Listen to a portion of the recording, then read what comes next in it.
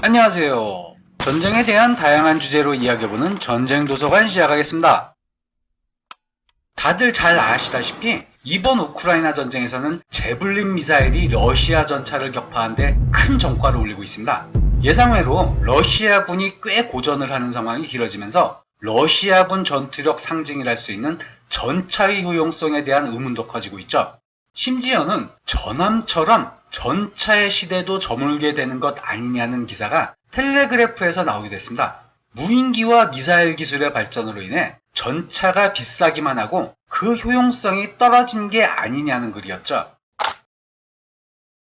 과거 냉전 시절 전차의 최전성 시대를 지켜봤던 저로서는 격세지감을 실감할 수밖에 없네요. 80년대와 90년 초반만 하더라도 전차는 지상전 왕자였습니다. 유럽에서 3차 세계대전이 발발할 것이라는 공포 때문에 유럽의 평원을 질주하는 전차는 단연 지상전의 핵심 장비였죠. 소련은 종신전투 교리에 기반하여 수만 대의 전차를 전차사단과 차량화소총사단에 배치하고 있었고, 이 대규모 전차 공세를 막기 위해 미군을 위시한 나토군도 대부분의 노력을 기울여야 했습니다. 특히 소련 작전기동군의 중심 진출을 막는 것이 나토군의 핵심 군사작전이었죠. 그래서 나토군 역시 대량의 전차를 배치하여 소련군의 대규모 전차 부대에 대응하였고, 우세한 항공력을 활용한 전장 차단 작전 능력을 키우면서 육군의 에이테킴즈 미사일 그리고 아파치 헬리콥터로 후방 깊숙한 지역에 대기하고 있는 소련 작전기동군을 때려잡으려고 했습니다. 즉 공격하는 쪽인 소련군은 대규모 전차 집단의 기동전을 수행하려 했고, 방어하는 쪽인 나토군도 자신들의 전차로 대응하면서 소련군의 전차가 투입되기 전에 격파하려고 노력했던 겁니다.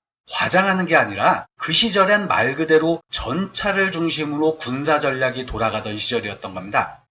그런데 현재 진행형으로 봤을 때는 많은 국가가 전차의 수를 줄이고 있습니다.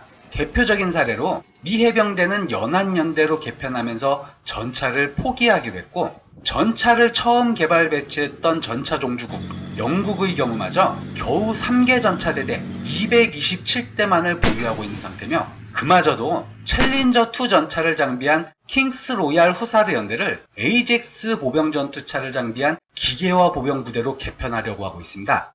이렇게 되면 영국이 가진 전차대대는 단 2개, 퀸스 로얄 후사르와 로얄 탱크 레지먼트만 남게 되죠. 군사기술이 변하면 군대의 모습도 변하기 마련입니다. 과거에는 아군 전투력을 집중하여 강한 전투력으로 상대적으로 약한 적을 공격하는 것이 작전의 핵심이었습니다. 그러기 위해서는 부대를 물리적으로 집중해야 했고, 직사화력을 상대에게 쏟아붓는 근접 전투를 통해 결정적 타격을 가해야 했죠. 이런 결정적 전투 방식은 걸프전 당시에도 유효했습니다. 40일간의 항공폭격으로 이라크군의 전투력을 50% 정도까지 감소시켰지만 아직 결정적 승리를 거두지는 못했던 상황이었죠.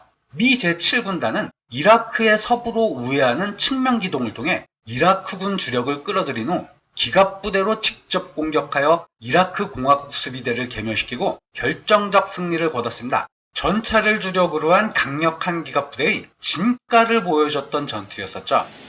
그런데 무인기와 같은 센서 장비가 발달하고 정밀 유도 무기들이 발전하면서 전차포를 사용한 타격보다 시계 범위 밖에서 날리는 각종 미사일과 유도폭탄, 그리고 곡사화기의 위력이 크게 향상되고 있습니다. 네트워크 기술로 각종 정보가 실시간으로 공유되고 표적 발견, 사격, 유도, 피해 평가도 실시간으로 전송되어 효율도 기하급수적으로 올라가고 있죠. 이런 군사기술 환경에서는 과거처럼 병력을 집중시킬 수가 없게 됩니다. 집중된 만큼 적의 센서에 더 잘 걸리고 적의 화력이 집중되기 때문이죠. 따라서 부대는 분산할 수밖에 없고, 분산된 상태에서 응집력을 유지하기 위해 네트워크에 의존할 수밖에 없게 됩니다. 부대가 분산된 만큼 직사화력에 대한 의존도는 줄어들고 장거리 유도 무기에 대한 의존도가 더 늘어나게 되겠죠. 적과 직접 대치한 상태에서 전차포를 발사하는 전차에게는 별로 좋은 환경은 아니라고 할 수 있습니다. 물론 그렇다고 해서 직접 보고 쏘는 전차가 당장 쓸모없게 되지는 않습니다. 같은 수준의 기술을 적이 보유했다면 적도 분산하게 될 테고 센서와 장거리 무기에 걸리지 않은 적과 직접 교전하는 일도 발생할 테니까요. 미 육군 기갑여단 전투팀의 후속 차량 계획들을 살펴보면 전차가 당장은 사라지지 않을 거란 걸 알 수 있습니다. 미국은 원래 퓨처 컴뱃 시스템이라 불리는 M1 전차, M2 브래들리, M109 팔라딘과 각종 지원 차량들을 FCS라 불리는 단일 차량으로 교체하려 했습니다. 전차, 보병 전투차, 자주포, 화력 지원차, 지휘차 등 각종 기갑 차량을 하나의 차체로 통일하려고 했었죠. 이 중에서 M1 전차를 대체하는 차량은 마운티드 컴뱃 시스템, MCS라 불리는 차량이었습니다. 각종 센서들과 무인기 및 무인 차량이 정찰을 통해 적을 포착하고 NLOS-C 자주포, NLOS-M 자주박격포, 그리고 설치형 장거리 미사일인 NLOS-LS로 장거리 화력으로 적을 타격하며 여기에 전차인 MCS가 직접 화력을 제공하는 겁니다. 미래 전차 MCS는 미 육군이 보유하려 했던 화력 스펙트럼의 일부였던 거죠. 그런데 MCS의 무게는 M1 전차보다 훨씬 가벼운 경전차로서 상당히 혁신적인 디자인이었지만 FCS 사업 자체가 기술적으로나 비용적 리스크가 워낙 컸기에 결국 사업은 파토나게 됩니다.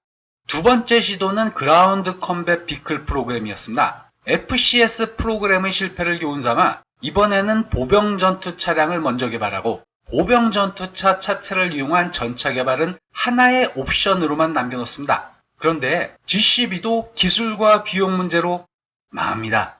이렇게 미 육군의 브래들리와 에이브럼스 대체 계획은 연속으로 2번 망하게 되죠. 자주포인 팔라딘만 따지면 3번 망했네요.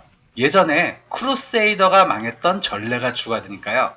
줄줄이 망한다고 브래들리랑 에이브럼즈를 천년만년 쓸 수는 없지 않겠습니까? 세 번째 시도되는 프로그램이 현재 진행 중인 넥스트 제네레이션 컴뱃 비클 프로그램입니다. 넥스트 제네레이션 컴뱃 비클은 5개의 제품군으로 구성되어 있습니다. 첫 번째는 The Optional Manned Fighting Vehicle, 선택적 유인 전투 차량. 요건 브래들리 대체용 보병 전투차입니다.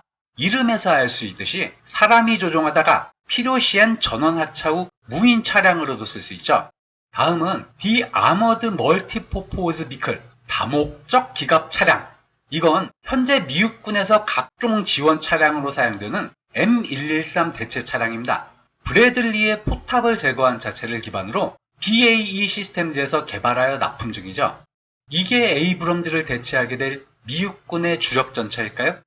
아닙니다. 모바일 프로텍티드 파이어 파워, 기동 방어 화력 시스템이라 불리는 물건으로 경보병 여단 전투팀을 위한 경전차입니다. M551 쉐리던 경전차의 후예라고 할 수 있죠.